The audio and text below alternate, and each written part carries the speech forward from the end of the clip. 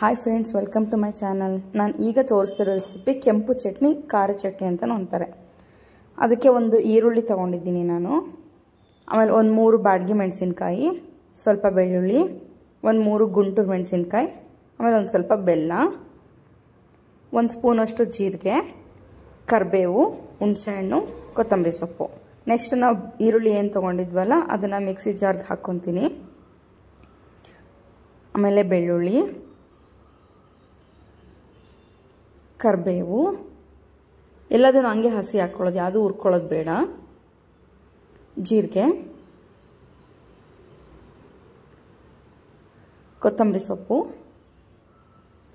ಹುಣಸೆಹಣ್ಣು,